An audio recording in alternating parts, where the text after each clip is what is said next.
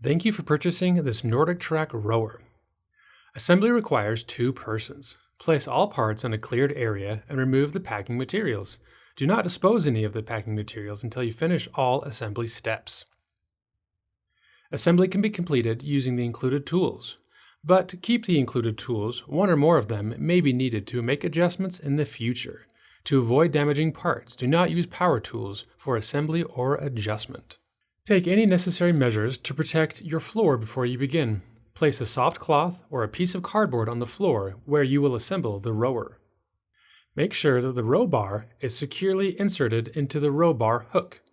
With the help of a second person, tip the frame upside down so that the shipping bracket is resting on your floor. Have the second person hold the frame steady until step 5 is completed. Orient the front stabilizer as indicated by the sticker and attach it to the frame with 2 M10 by 20 mm screws. Firmly tighten the screws. Next, identify the right footrest bracket.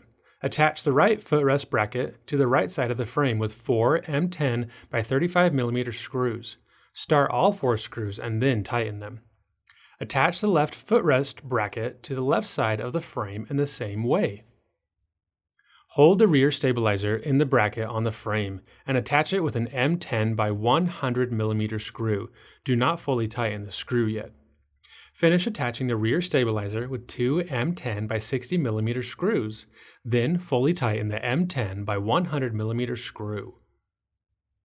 Orient the stabilizer cover as shown. Press it onto the rear stabilizer and attach it with 4 M4 by 18 mm screws.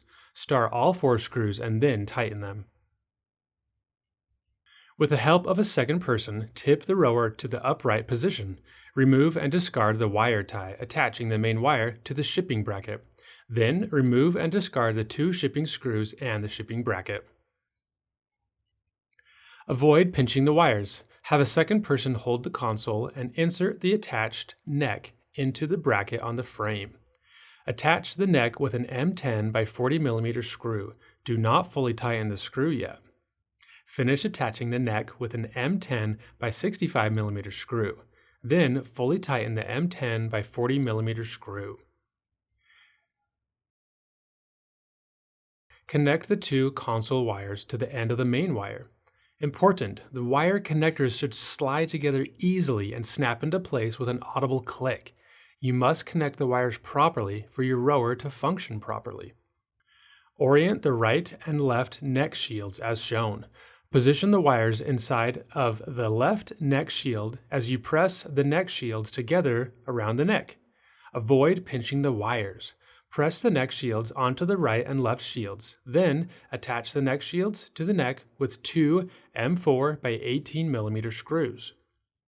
Orient the seat as indicated by the sticker and slide it onto the rail.